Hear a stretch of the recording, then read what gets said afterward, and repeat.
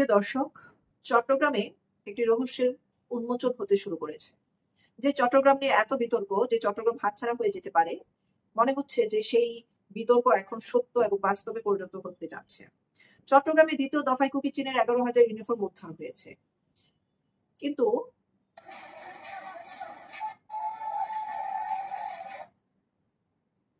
কেউ কেউ বলছেন যে চট্টগ্রামে কুকি চীন সন্ত্রাসী গোষ্ঠীর 11,000 ইউনিফর্ম উদ্ধার শুধু চোরাচালান না, এটা একটা সরাসরি বার্তা যে আমাদের ভেতরে বসেই সীমান্ত পারে সন্ত্রাসীদের জন্য লজিস্টিক প্রস্তুতি চলছে। কুকি চীন গোষ্ঠী মায়ানমারে পরিচিত টেররিস্ট গ্রুপ, যারা অস্ত্র ও সহিংসতায় জড়িত। প্রশ্ন হলো, বাংলাদেশে বসে এই গোষ্ঠীর জন্য ইউনিফর্ম তৈরি ও মজুত করলো কারা? কারা এদের পৃষ্ঠপোষকতা দিচ্ছে? শুধু দালাল ধরে দায়িত্ব শেষ না করে এই চক্রের রাজনৈতিক ও অর্থনৈতিক পৃষ্ঠভূমি উদ্ঘাটন করা জরুরি। এটা জাতীয় নিরাপত্তা প্রশ্ন। চীনা প্রভাব, সীমান্ত সন্ত্রাস আর স্থানীয় সুবিধাভোগীদের জন্য এই জোট বাংলাদেশকে অস্থিতিশীল করতে চায়। সময় এসেছে এই ষড়যন্ত্রের বিরুদ্ধে জিরো টলারেন্স দেখানো। বাংলাদেশ কাউকে তার ভূখণ্ড ব্যবহার করে আগুন জ্বালাতে দেবে না। আমরা শান্তিপ্রিয় মানুষ, কিন্তু আত্মরক্ষায় কঠোর। এটি লিখেছেন সৈয়দ মাহমুদ রাশেদ হায়দার। তিনি তার ফেসবুক ভেরিফাইড পোস্টে আপলোড দিয়েছেন কুকি চীনের বিষয়ে। তবে কুকি চীনের বিষয়টি আরো নিশ্চিত হওয়ার জন্য আমি আরেকটু গভীরে যে আলোচনা করতে চাই। আন্তর্জাতিক যে খবর প্রচার হয়েছে বাংলা নিউজ 24.com-এ 2 কোটি টাকার চুক্তিতে চট্টগ্রামের কারখানায় কুকি চীনের ইউনিফর্ম, সেখানে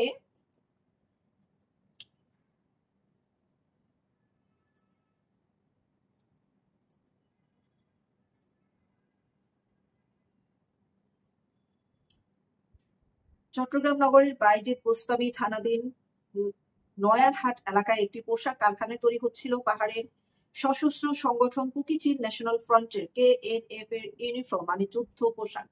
যুদ্ধ করার জন্য যে পোশাক পরা হয়, আর্মিরা যেরকম ইউনিফর্ম পরে, সে ধরনের ইউনিফর্ম তাদের জন্য তৈরি করার পরিকল্পনা চলছিল। পুলিশ অভিযান চালিয়ে জব্দ করেছে এসব ইউনিফর্ম। গ্রেফতার করা হয়েছে কারখানার মালিক সহ 3 জনকে। গত 17 মে রাতে রিংভু অ্যাপারেলস থেকে ইউনিফর্মগুলো জব্দ করা হয়। এই ঘটনায় জানাজানি হয় যে রোববার 25শে মে গ্রেফতার হলেন শাহিদুর রহমান, গোলাম আজম ও নিয়াজ হায়দার। পুলিশ জানিয়েছেন শাহিদুল ইসলাম ওই কারখানার মালিক। অন্যরা সব ইউনিফর্ম তৈরির কার্যাদেশ এনেছিলেন। এই ঘটনায় গত 18 মে 4 জনকে আসামি করে বাইজিদ বোস্তামি থানায় মামলা দায়ের করা হয়েছে। নগর গোয়েন্দা পুলিশের SI ইকবাল হোসেন বাদী হয়ে এই মামলা দায়ের করেন। মামলায় উল্লেখ করা হয় যে গত মার্চে ইউনিফর্মগুলো তৈরির কাজ দিয়েছিল গোলাম আজম ও নিয়াজ হায়দার। তারা মং হলসিং মার্মা প্রকাশ মং নামের একজনের কাছ থেকে 2 কোটি টাকা চুক্তিতে ইউনিফর্ম তৈরির কাজ নেন। মং হলসিংকে KNF সদস্যরা তাদের কাপড়ও দিয়ে যায়। চলতি মাসে এসব ইউনিফর্ম সরবরাহের কথা ছিল। তবে এর আগে গোপন সূত্রে খবর পেয়ে রিংভু অ্যাপারেলস থেকে 20,300 পিস ইউনিফর্ম জব্দ করেছে পুলিশ। CMP দায়িত্বশীল কেউ এ বিষয়ে বক্তব্য দিতে অপারগতা প্রকাশ করেন। কিন্তু 11,000 ইউনিফর্মে অর্ডার দেওয়া হলো কিন্তু পাওয়া গেল 20,300 পিস ইউনিফর্ম। তো বাকি ইউনিফর্ম গুলো কাদের জন্য বানানো হচ্ছিল, এটি একটি প্রশ্ন কিন্তু থেকেই যায়। তো এই এই এই বার্তা থেকে আমরা কি পাচ্ছি? কুকি চীনদের নাম দিয়ে যে পোশাক বানানো হচ্ছে, এইগুলো কি আসলেই কুকি চীনদের জন্য বানানো হচ্ছিল, না আরকান আর্মিদেরকে মানবিক করিডোরের নামে যে মানবিক সহায়তা দেওয়া হচ্ছিল তাদেরকেই সহায়তা করার জন্য এই ধরনের পোশাক বানানো হচ্ছিল? এবং তাদের পোশাকের কাপড় দেখতে হুবহু বাংলাদেশ আর্মিদের মতোই দেখতে, একই রকম পোশাক, নাকি তাদেরকে পোশাক পরিয়ে জুলাই সন্ত্রাসীদেরকে বা মাদ্রাসার ছেলেদেরকে রাস্তায় নামানোর জন্য, এবং আমরা যে খবর পেয়েছিলাম যে তারা অস্ত্র সহ ট্রেনিং নিচ্ছে, বেসামরিক প্রতিষ্ঠানিক ভাবে তারা যে ট্রেনিং নিচ্ছে। আমরা কিন্তু ডক্টর ইউনূসকে 5 আগস্টের পরে একবার ইটালি বা কানাডিয়ান কোনো এক প্রশাসনিক দপ্তরের সাথে বৈঠক করতে দেখেছি যে বাংলাদেশের সেনাবাহিনীদেরকে ট্রেনিং দেওয়ার জন্য তাদের সহযোগিতা দরকার। এর পরবর্তী সময়ে তাদেরকে নিয়ে এসে আসলে ট্রেনিংটা কাদেরকে দেওয়া হচ্ছে? বাংলাদেশ সেনাবাহিনীদেরকে, না জামাত শিবিরের যে মাদ্রাসা আর এতিমখানার যে ছেলেপেলে আছে তাদেরকে ট্রেনিং দেওয়ানো হচ্ছে, না রোহিঙ্গা ক্যাম্পে থেকে বের করে এনে হাজার হাজার যুবক তরুণ তাদেরকে ট্রেনিং দেওয়ানো হচ্ছে? রহস্যটা কিন্তু এখানে থেকেই গেল। তো সবকিছুর পিছনে আসলে কার হাত, এটার মূল হোতা কারা, এই বিষয়গুলো কিন্তু এখনো পর্যন্ত সামনে আসেনি। এটি একটি বিশাল বড় ধরনের নৃশংসতা ঘটানোর পরিকল্পনার হাত থেকে রক্ষা পেয়েছে কিনা সেটাও আমরা এখনো পর্যন্ত নিশ্চিত নই। তবে এটি যে একটি বড় মানে বাংলাদেশের উপরে বড় ধরনের একটি বিপদ আসার একটি বার্তা আমাদেরকে দিয়ে গেল, এটি কিন্তু আমরা নিশ্চিত হতে পারলাম। বাংলাদেশ নিয়ে যে ষড়যন্ত্র চলছে, বাংলাদেশ থেকে যে চট্টগ্রামকে আলাদা করে দেওয়ার যে ষড়যন্ত্র চলছে, সেটি চীন করতে পারে, ভারত করতে পারে, মার্কিন যুক্তরাষ্ট্র করতে পারে, ইউনুস নিজেও করতে পারে। কুকি চীনদের সাথে সহযোগিতা করে, চীনের সাথে যেহেতু তার সম্পর্ক অনেক ভালো, সেহেতু সে ডক্টর ইউনুস নিজেও জড়িত থাকতে পারে। তো আমাদের যে ডাস্টবিন শফিক আছেন, তিনি কিন্তু এখনো পর্যন্ত এই বিষয়ে কোনো বক্তব্য দেননি, এবং আমাদেরকেও এখনো পর্যন্ত নিশ্চিত করতে পারেননি যে আসলে বিষয়টা কি এবং এর পিছনে কারা দায়ী। আমি নিশ্চিত যে এই বিষয়ে তারা আর বক্তব্য দিবেনও না, কারণ অপারগতা জানিয়েছেন বিশেষ যারা এটার সাথে যারা এটাতে বক্তব্য দেওয়ার মতো সিএমপির দায়িত্বশীল, তারা কেউ এই বিষয়ে বক্তব্য দিতে চাচ্ছেন না। তার মানে বাংলাদেশ নিয়ে একটা বিশাল বড় পরিকল্পনা চলছে। নকল ইউনিফর্ম পরে, নকল পুলিশ সেজে, সেনাবাহিনী সেজে জুলাইয়ের যে সন্ত্রাসী কর্মকাণ্ড, সে সময় কিন্তু আমরা শুনেছি এবং আমরা ছবি সহ সোশ্যাল মিডিয়াতে প্রমাণও পেয়েছি যে নকল সেনাবাহিনী, নকল পুলিশও রাস্তায় নেমেছিল এবং তারাই গুলি করেছিল। তাদের ছবিগুলি প্রকাশ করে বাংলাদেশ পুলিশের উপরে একটি রাগ এবং ক্ষোভের জায়গা তৈরি করে বাংলাদেশের জনগণের মনে।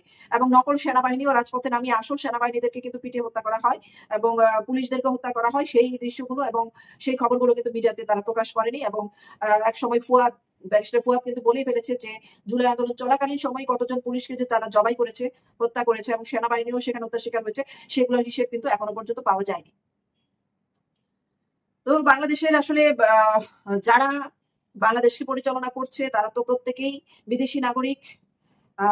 তারা প্রত্যেকেই হচ্ছে যে বাংলাদেশের কোনো নাগরিকত্ব নেই। এখন যারা বাংলাদেশের নাগরিকত্ব আছে, যারা এই সরকারের সাথে মিলেচিলে ভাগ বাটোয়ারা করে সরকার পরিচালনা করার কাজে নেমেছে, তাদের যদি কোনো সুবুদ্ধি হয় যে দেশটাকে আসলে দেশটাকে আমাদেরই রক্ষা করতে হবে, তাহলে এই বড় ধরনের পরিকল্পনা থেকে বেঁচে যেতে পারে। আমরা কিছুদিন আগে পূর্বেও একটি খবর আমি প্রকাশ করেছিলাম যে সেনাবাহিনীদের উপরে একটা বড় ধরনের হামলা আসতে পারে। তাদের সাথে যুদ্ধ করে তাদের প্রচুর, বাংলাদেশের পক্ষে যারা সেনাবাহিনী, তাদের উপরে প্রচুর পরিমাণে বড় ধরনের একটা বিপদ আসতে পারে। সেই বিপদ থেকে কিন্তু কেউ রক্ষা করতে পারবে না যদি সেনাবাহিনী এখনো পর্যন্ত সচেতন ভাবে সঠিক সিদ্ধান্ত নিতে না পারে। এই ধরনের ইউনিফর্ম বানানো বাংলাদেশের সেনাবাহিনীর সাথে হুবহু মিল রেখে এটা কিন্তু বাংলাদেশের সেনাবাহিনীকে ক্লোন করা হতে পারতো, যে তাদেরকে ক্লোন করা করে অন্য একটা বিশাল সেনাবাহিনী গ্রুপ তৈরি হয়ে গেছে এবং যারা যারা এখন ট্রেনিং নিচ্ছে অস্ত্রে, তারা এই পোশাক পরে যদি রাস্তায় নেমে যায়, তাহলে আমাদের যে সত্যিকারের সেনাবাহিনী, আমরা কিন্তু তাদেরকে আলাদা করতে পারবো না। আমাদের কাছে মনে হবে তারা বাংলাদেশের সেনাবাহিনী, তারা আসলে বাংলাদেশের বিরুদ্ধে কিছু করছে কিনা। এখানে পাকিস্তানের ষড়যন্ত্র থাকতে পারে, বাংলাদেশের সেনাবাহিনীর পোশাক পরে কুকি চীনের নাম করে খবরটা প্রকাশ করেছে হয়তোবা। তারা বাংলাদেশের আর্মিদের পোশাক পরে তারা বাংলাদেশের ভিতরে ঢুকে বাঙালিদেরকে বা চট্টগ্রামের মানুষদেরকে গণহত্যা করার পরিকল্পনা করে থাকতে পারে, এমনও হতে পারে। চট্টগ্রাম নিয়ে যেহেতু সবচেয়ে বড় দুঃস্বপ্নের সময় কাটছে এখন, সবচেয়ে বেশি ক্রান্তি লগ্ন সময় এখন চট্টগ্রাম রক্ষা করা আমাদের বাঙালির জন্য একটি চ্যালেঞ্জের ব্যাপার হয়ে দাঁড়িয়েছে। তো চট্টগ্রামের বিষয়টা যদি আমাদেরকে আসলে নজর দিতে হয়, তাহলে এই সরকারকে কিন্তু পদত্যাগ করা বাধ্যতামূলক করতে হবে। এই সরকার যদি পদত্যাগ না করে এবং এই সরকার গিয়ে যদি বাংলাদেশের পক্ষে, মানে মুক্তিযুদ্ধের পক্ষে একটি দল যদি সরকার গঠন করতে না পারে, তাহলে কিন্তু তাদের এই পরিকল্পনা যতদিন বাস্তবায়ন না হবে, ততদিন পর্যন্ত কিন্তু তাদেরকে কেউ আর বাধা দিয়ে আটকাতে পারবে না। তারা একের পর এক পরিকল্পনার সফলতার দিকে এগিয়ে যাওয়া শুরু